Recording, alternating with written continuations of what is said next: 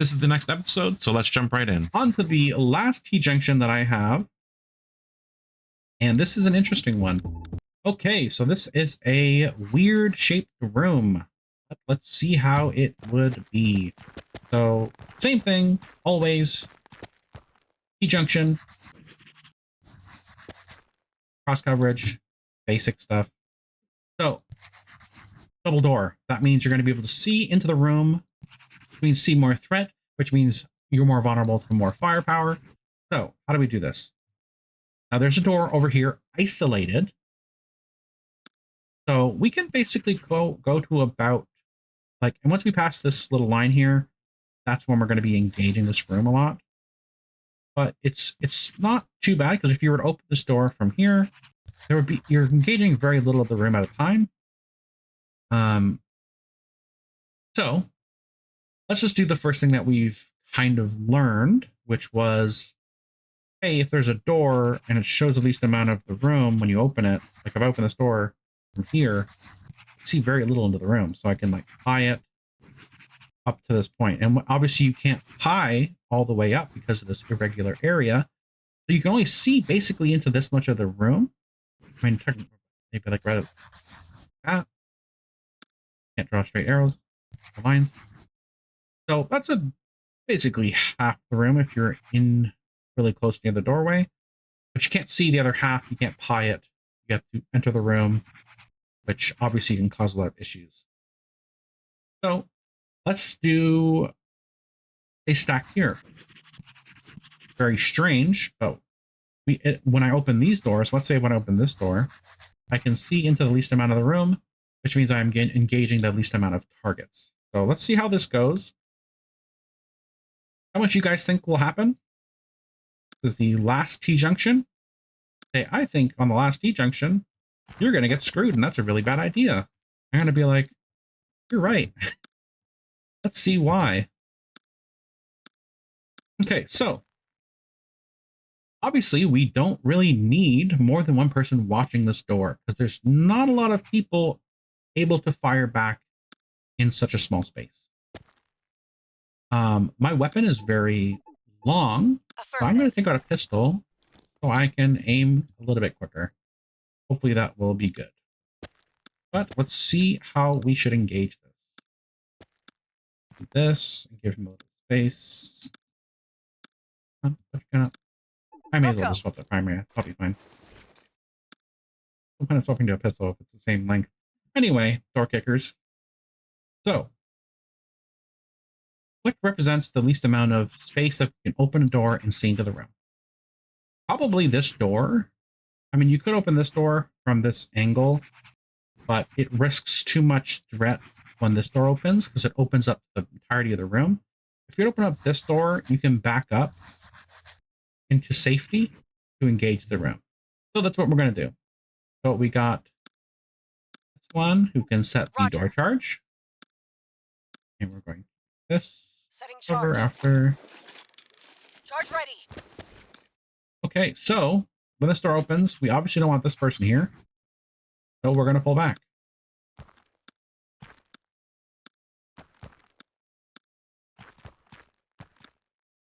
Probably still going to do this. We can do, should we do cross coverage here? Let's see. Cross coverage. I think we should do cross coverage. That makes sense, doesn't it? Because it is a T-junction. So easy. All right, so now we're going to pop the door. For this illustration, I probably will just use flashbangs, but we'll see. Technically speaking, you would just flashbang here.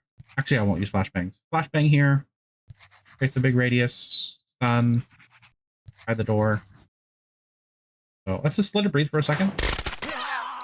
Okay, so this door swings open, opens us to the entire room.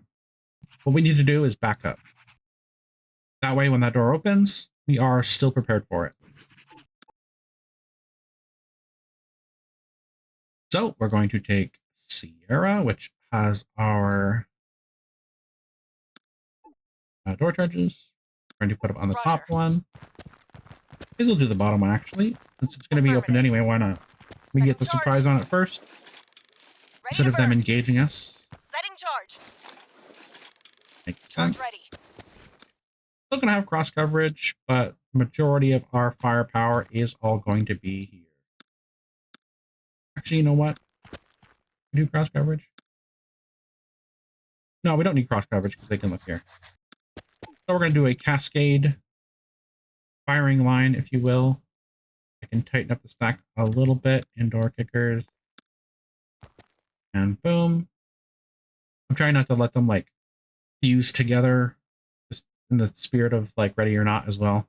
But we're going to open the door simultaneously and we're going to go pop. Alpha, go. Engage a large section of the room, but we have a lot of guns here. We can just see to the door, fire aggressively. Obviously, if there are civilians, it's a different scenario, but in this scenario, there's no civilians. Just dealing with enemies in a T-junction. In the future, maybe I'll do some civilians or something. But here, there we go. Got one. Now, we can pie this area pretty safely without risk of threat here for quite a bit of time. Because they can open the door, but they won't be able to see us immediately. They need to come out. So usually it's pretty okay. So what we're going to do is cross coverage. Standard. Put these guys up. So it is cross coverage. And we're going to pie the door. Pie the door. That's a lot of guys, and that's scary. Okay, let's try this again. Try this. Wilco. That's not the door. Roger. We're going to go here, and then we're going to go there. Okay. Not slow motion. I'll do slow motion to kind of see what's going on. Setting charge. And as I go, Charge ready. Placing charge. we are going to go that same firing line. Charge set. Technically, I should have waited. Come on, move. Same firing line. Back it up, tighten up the stack. Back up a little bit. Back, and we'll do the first one. And then we'll do the second one. Okay, this person take damage. Goes in the back of the stack. Oh, okay. There we go. Once that door opens, then we can go to cross coverage. We don't really need to have cross coverage if the door isn't open. When it opens, then you can have somebody in the back take cross coverage. That's totally acceptable. Also, this is not a very scary threat because it's like they come out of the room and they don't have much room to move. Like they don't have like an area to like run off over here and or run over here. They're going to engage this target very easily at this focused point. So we're going to let it breathe for a little bit. Clear. And we are going to do slow-mo just to sort of illustrate things as you would in real time. Obviously, if you're a first person, you can kind of like things a little bit slower, a bit more finesse. Okay, we're still okay. We're going to let it breathe. Let it breathe. Clear. Breathe for 5 seconds. There we go. Okay, now we're going to pie the door. Move up cross coverage. Pie the door. Pie the door. Baby slices. 2 targets, back up. Let it breathe. Clear. Same thing in Ready or Not. Especially in like Valley of the Dolls, I'll do this all the time. When you're going down to those stair area, that's like going down to the second floor or whatever it was. Exactly what I do. I just pie the door, and then once I see some enemies, I'm going to engage the one that I saw, but then I'm going to just back out. And we're going to get some cross coverage just in case one pops out. More cross coverage. Now this is where it's going to be an issue because this guy is, the cross coverage isn't working anymore, right? So this one's low, so I'm not going to have them go in, but I'm going to have them take over for this cross coverage. Wow, say that 10 times fast. So we're going to have them be replaced like this, and then we're going to swap roles. So whenever you can't do that cross coverage thing, and you're still dealing with a T-junction, swap roles. Which means this person's going to be focusing over here, this person's going to be focusing over here, and you're going to be swapping that. So here we go. Pieing, pieing, pieing. Okay. Good, we're good, and... Ooh, okay, so that was a one-shot kill. That was insane. That was very lucky. Just like in Ready or Not, you can get headshot, especially in hard mode. Wow. One shot, dead. Sometimes you can do everything perfectly. You can flashbang stuff, which I haven't done yet, but using gadgets. But if you're not using gadgets, you can't do everything perfectly. And something like that is bound to happen. If you're not using gadgets, gadgets are always going to give you the upper hand. But I die. What should I do? Okay. This person takes the place. This person takes their place. And I'm going to come over here just in case there is a target around this corner. Start moving. So right here, obviously you would want to throw a flashbang here. I'm not going to. I'm going to try to pry the door. Come on, engagement. Yeah, there we go. And we're going to hold this position, scary position, because going around this corner is going to suck. But we're going to clear this room. When this area is clear, so I'm going to go like this and go wide. Go slow like this. Checking the final location of potential threat. And I don't think there's anybody here. Double check. Yeah, no one here. Okay, now this one. You're a madman if you're going into this room without a flashbang. I'll tell you that. You can go into this room and you're going to die 100% pretty much. So this is one of those hard corners, which means you need to enter the room to be able to see into the corner. That's what makes it a hard corner. So, obviously, because I'm not a madman, we're going to throw a flashbang in there. Nice and close like that. Flash out! Which gives me the ability to pie as much as I can into the room. Off as it explodes. I'm going to stop here. Stop. Engage target. Now, ready or not, push the room. You're probably fine. Probably fine. In door cookers 2 against these enemies, throw another flashbang. Because they have a very high resistance, I'm going to say, hey, wait, don't go in there yet. Boom. Slow motion. Okay. I'm doing this video for 2 hours. I'm getting a little weird. And engage the corner, and there we go. So that was that room without any initial flashbangs, except at the end, because you're always going to clear this with a flashbang. If you're not, you're crazy. If you do engage this, you're basically just the fatal funnel. Boom, boom, boom, boom. All that firepower in that location, you're just going to die. You can do it where you run the rabbit, I believe it's called. I forget the terminology with those ones, but running the rabbit is just going straight into the room.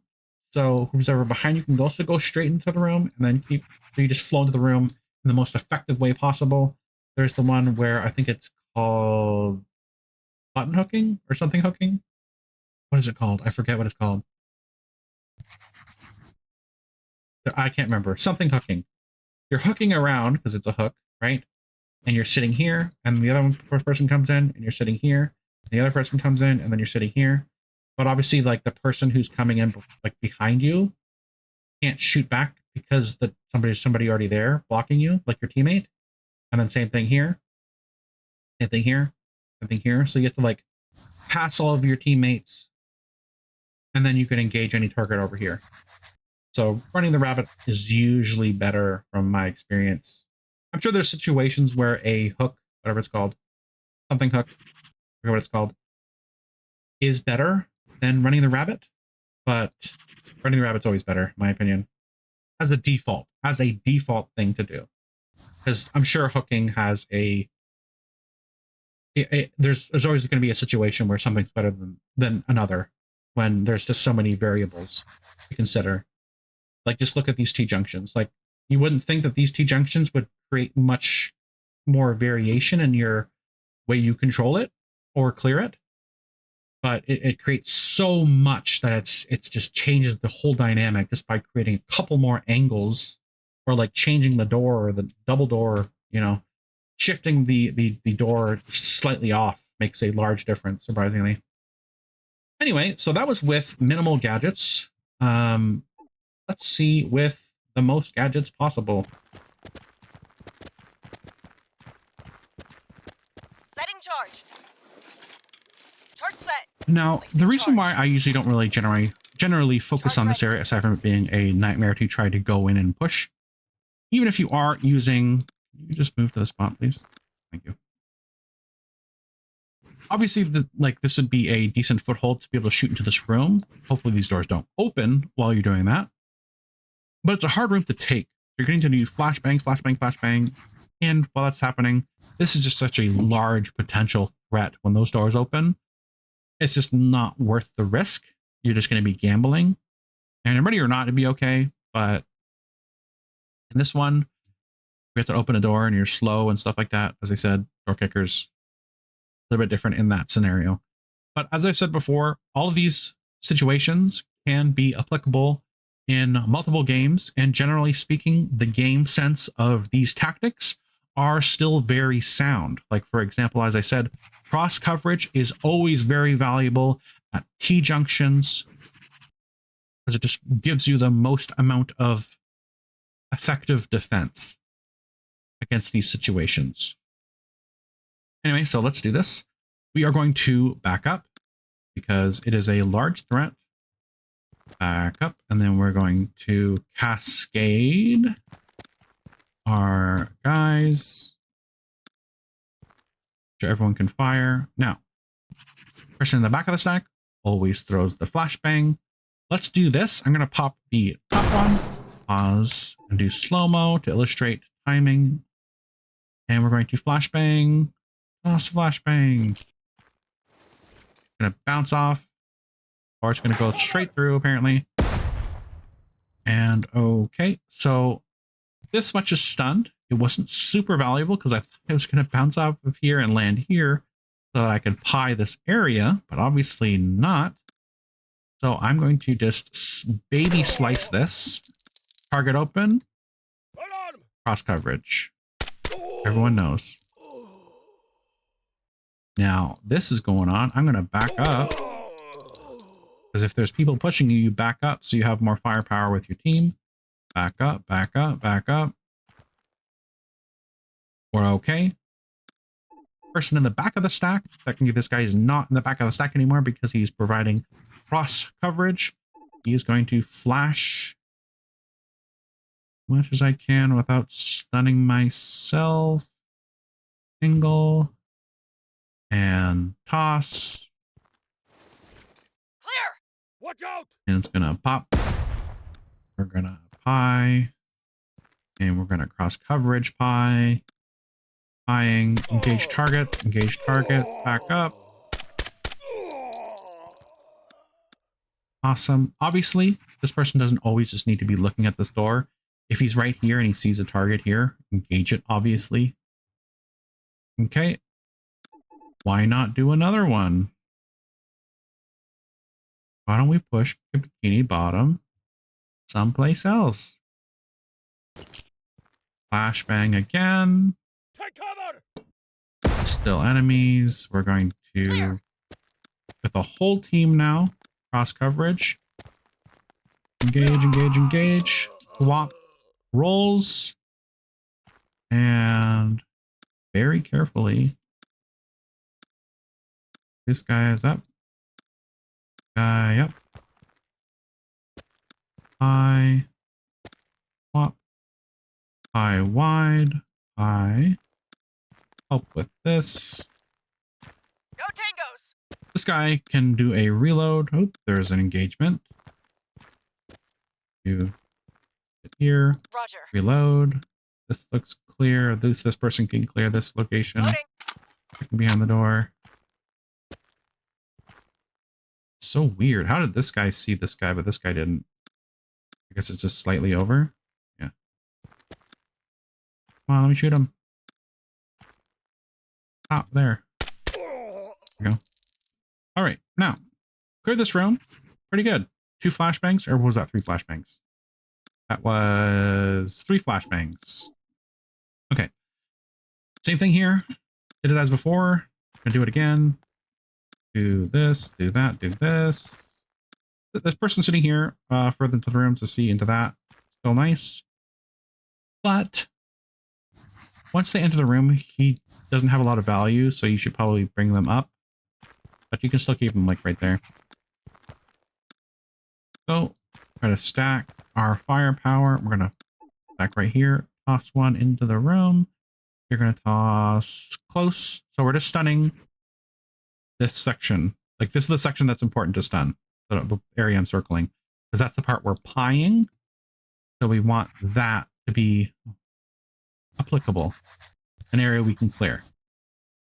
Then we're going to do the same thing. And pie more. Finger out. Toss. We're going to slow it down so we can time it right. Oh boy, back up.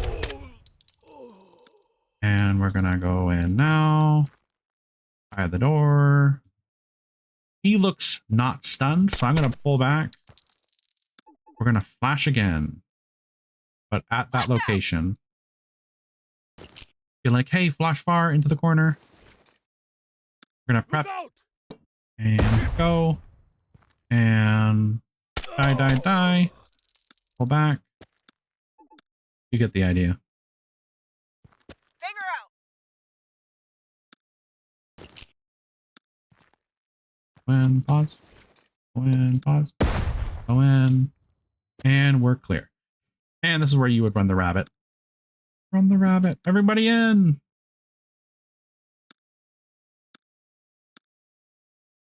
Everyone.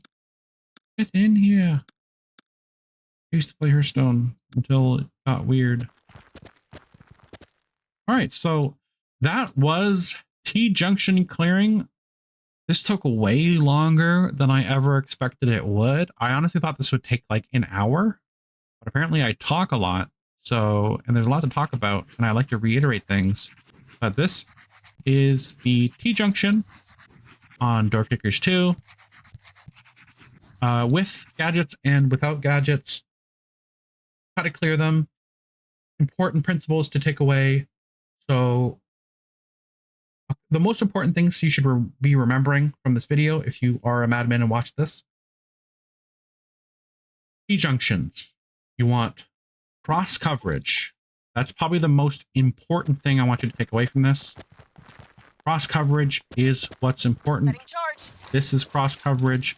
Charge ready. 2 doors Setting charge. opposite from each other. You Charge want ready. someone to be looking at both directions. You do it by looking at the opposite area or the side that you're on. Like here is the side I'm on. Look over here. Here's the side you're on. You look over here. Move in tandem with each other, side by side. Do a little inching, inch forward a little bit, bit by bit. You move, and you move. Another thing is, if you're under attack and you're in this hallway, return to your basic defensive position, which is cross coverage. So that's the first thing. The second thing is, don't do T-junctions. Generally speaking, with less than 2 people, you can get away with it, like in this scenario over here, but it's always going to be very difficult, risky, and a gamble. You can get away with it in certain games, sliding in or something, depending on what game you're playing or whatever. Flashbangs, shield. I didn't discuss shield in this. I could, but it's pretty basic. You're basically whenever you have a shield, person pushes it, block it with the shield, other person can shoot. It's a wall. For ready or not, you're indestructible, so you don't have to worry about anything. So that's basically it. I guess flashbang, you can do the same principles that I've sort of talked to you about.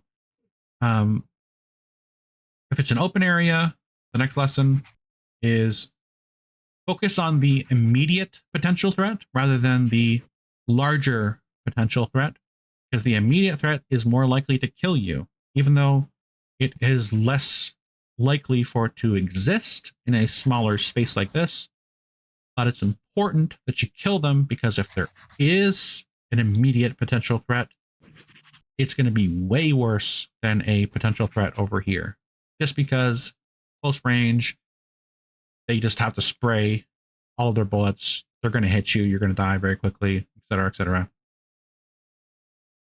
Another takeaway, if you're in a room like this and you can pie a single area while having coverage from the back, you can do it one by one like this. So you can clear this or pie this corner without having to worry about this area. So always try to focus on an area you can clear and pie first, much like the doors over here. So like when I approach these doors, I finished this so quickly, it was kind of insane. It took like a minute to explain and show. But because you can pie this door from this angle and still have cross coverage here, you're basically set. Just don't push up too far, otherwise you won't be able to get cross coverage. That's when you'll die, to make sure you have enough space to cross coverage. Once you get into that cross coverage territory, then you're going to swap roles. So that's the next important thing. You're swapping roles whenever you can no longer engage in cross coverage. So whenever I was here and here, I can't cover this door because I'm being blocked by my teammate. So that's when you swap roles.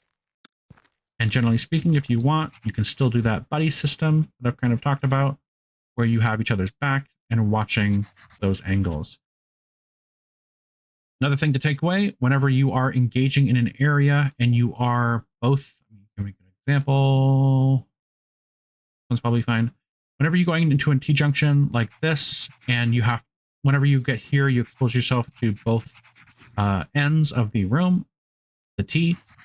It's important, if you are going to go out and commit, that you do a little peek first. Check before you commit to a location. Because if you go back to back and then you go out, I'm not going to draw the rest of that. You know what I'm talking about. But you go out together. You go out together and you run the rabbit straight, and you're going to deal with any threats in these directions. Okay, anyway. So run the rabbit. It's always a risk. Don't do that. Peek first if you do have to go out and lose your cover. Generally speaking, you shouldn't. You should always be staying here so you can return to cover. Next lesson, or piece of information, or rule, or whatever you want to call it. If you can engage a room, if you, where's the double doors? There it is. No, wait, this one. Okay, so if you have to open a door, this is kind of ignoring the T-junction rule for a second. If you are stacking on a door and you know that it's going to be a shallow corner in this direction, that's what you want to stack on. That's what you want to clear first with your firepower into the room. Why? Because when you open the door, if there's a threat, it's the most immediate threat. And that's the important thing to take care of first. Immediate threats are usually what you want to take care of first. Obviously, there is a larger potential threat over here, but if you open a door, let's say if you open a double door or it opens, you are more vulnerable to more of the room, and you can't engage the entire room simultaneously. Of course not. So what you need to do is engage small bits of the room. Pieing from this angle. Pieing until you can engage the room safely. Slice the room into, well, slices. Engage the room bit by bit. I'm doing this wrong. Hold up. This. I'm putting here. Slice the room from here. You're moving down. Slice the room. Down more. You're slicing the room, etc., etc. You know what I'm talking about. And then when it comes to door kickers specifically, use these charges if you have to open a door into a threatening room. This is not a very threatening room, so I can open this door and be safe. There's no threat when I open that door. I say that and it's hilarious. Everyone laugh right now. But when you open a door, obviously the issue was that there was a threat there, but there wasn't a threat as I open the door, as I'm opening it, and it shoots me. That's what I was getting at. Obviously, you can open a door and the threat can be close to the door, but I'm saying if there's an area where you can open the door and not engage in a threat immediately as it's opening, like let's say, for example, if I can just stand right here, right? When this door opens, immediate threat, because if I were opening the door, I'm stunned. And this is for door kickers too, as I said. Door kickers too, I open the door. I can't move when I'm opening the door. So you always get a person to open it. If you can't open the door safely from behind cover, that's kind of what I was trying to illustrate, is from cover of getting shot, then that's when you use a door charge to open it. And usually when you open it with a door charge, back up so you get a better concave onto the location, back up your fire team, light them up, a lot of firepower in that single direction. So anything they see in that cone of vision is going to die. So those are a lot of the big takeaways. I know there's a lot. I know this was a long video. If for some reason you're still watching, thanks for watching. Like and subscribe, and have a good day. I will be doing more of these videos talking about different structural angles and all this kind of stuff and other specific tactics. But for now, this is it. Thanks for watching and have a good day.